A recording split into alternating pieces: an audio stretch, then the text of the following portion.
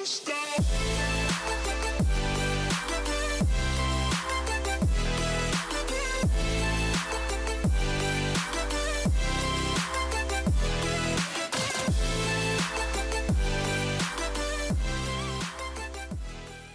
there, Coach Sage Candace, SageRunning.com here. The training talk on picking the right type of running shoe for your foot type, for your running form, something that works with your body rather than against it. And there are different categories of shoes. I worked in specialty running shoe stores. I have 4 years of experience selling shoes. I sold thousands of pairs of running shoes to runners of all sorts of levels, people that were just getting in to walking, to people trying to finish their first 5K, just starting off, to really advanced runners doing marathons, road marathons, the Boston Marathon, Olympic trials, ultra marathon trail runners, and everyone in between. And so I've seen thousands of different feet and analyzed running form. Also, sold shoes from all different brands and totally different categories of shoes. And that's what I want to break down. It's basically two types of shoes, and it's going to be based on kind of your foot type, how you run, and the goal is to make it so you could run more efficiently,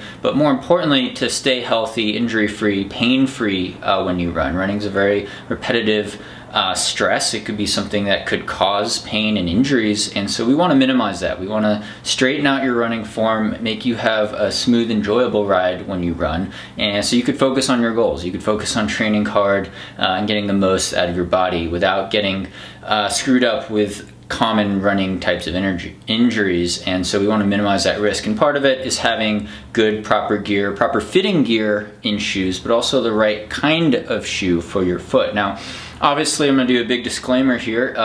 I'm a HOKA One sponsored athlete. I don't hide that. I'm going to show you some different types of HOKA One shoes and talk about their design characteristics, some really good examples that have worked well for me. Also, disclaimer, I'm not a medical professional. I'm obviously not a doctor or physical therapist. Consult your doctor before trying anything new. Don't sue me if you get injured or die from running.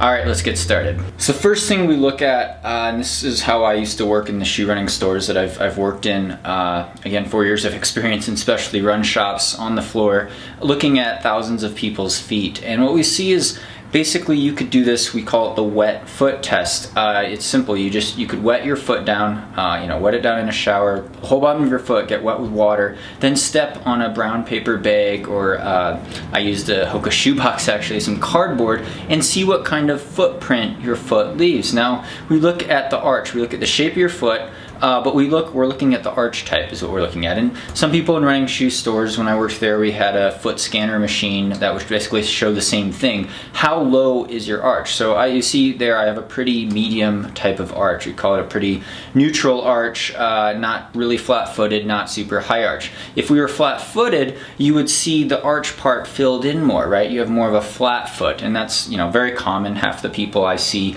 generally about half, have a flatter foot, more of a foot imprint.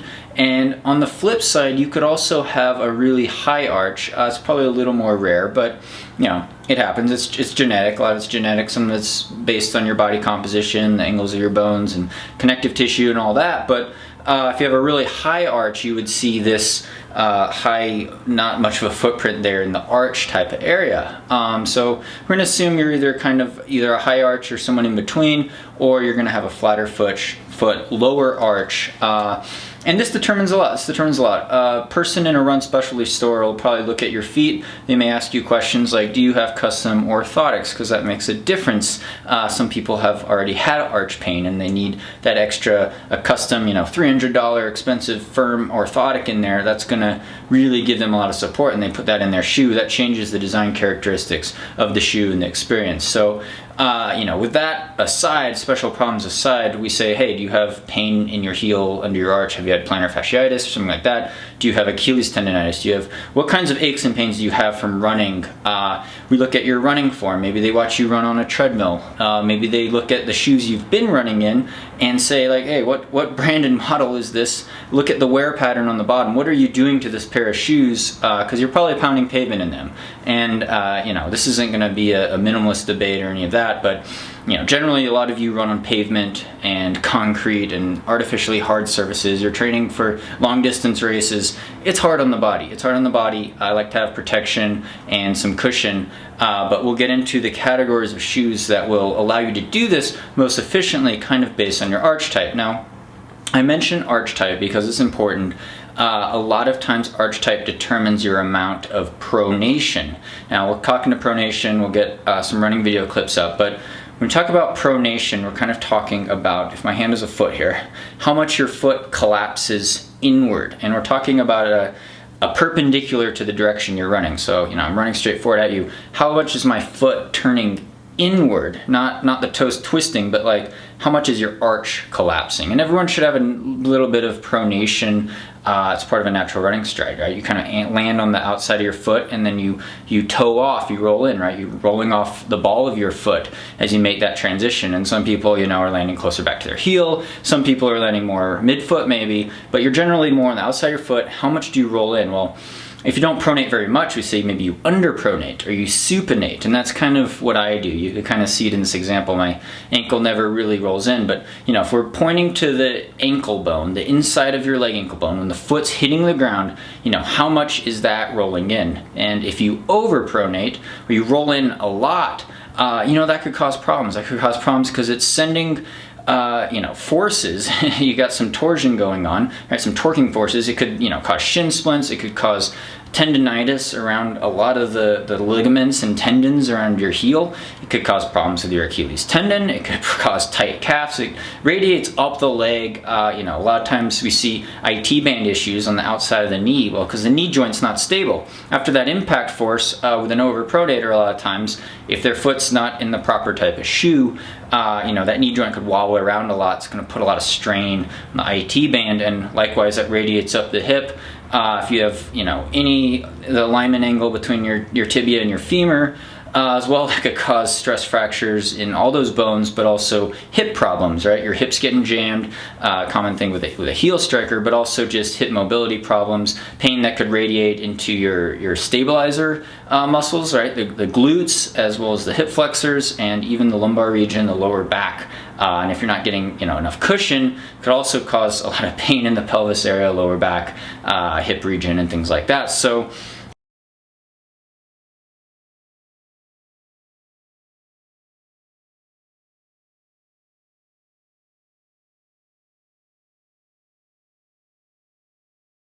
we're looking at your pronation in the running store and when we're fitting people for shoes. And there's kind of two main categories. Hardcore running enthusiasts would say there's three main categories. There's a neutral shoe, which is good if you don't pronate very much. You supinate, right? You're pretty straight up and down, pretty neutral. Then we go into what we call more of a stability type of shoe, and that's the main category I'm going to focus on in this talk. And then the more extreme would be more if you really overpronate heavily and you need a bunch of support. We call this support as in terms of the arch support, slowing your overpronation down. We call that a motion control type of shoe. But generally we view the stability and motion control kind of as the same category. And I'll give you two examples in the HOKA One brand of shoes that meet those types of requirements. And it does come down to individual preference. With fitting shoes at the store, it is important. What's most important really is also the size that you're getting in your shoe. Like, most people wear their shoes too small. You want to have probably at least a thumb width of space there between your big toe and the end of the shoe. And then you also want to make sure the upper's not squeezing your toes in, right? You don't want your toes to be all pinched together, all gnarled in there. You need to have some wiggle room. You should be able to wiggle your toes inside a shoe, right? And you want to make sure you're not butting into the end of the shoe. Now, if the shoe's too big, it's pretty easy because your heel will be slipping up. And you might have to lace it up all the way with the laces and adjust the thickness there as well as the thickness of your sock. But you make sure your foot's not sliding out of the bottom of the shoe. Now, we got into the fit. You know, maybe you're wearing the pair of socks you want to wear that you usually run in, the thickness, and you've brought in your old pair of shoes to the running store and you've gotten evaluated. They've looked at your foot type, they've asked about injury history. Maybe you've been in a car crash, or maybe you've been in a skiing accident and you've jacked up your knee, or you've jacked up your hip, you've had hip surgery, something like that. They need to know that as well, because this all affects kind of your running form. And again, they could watch you walk or run around the store. You should test run kind of, you know, your pair of shoes. Maybe they have a treadmill in the running store. Very valuable tools. Staff at running stores are usually actually quite experienced runners themselves, and they're usually used to fitting quite a few people, at least all the people I worked with in specialty run shops. But the main categories we're looking at, and this is within the HOKA One One brand, would be the stability, people who overpronate a bit, or people who need more of that arch support, because you know, your foot's landing.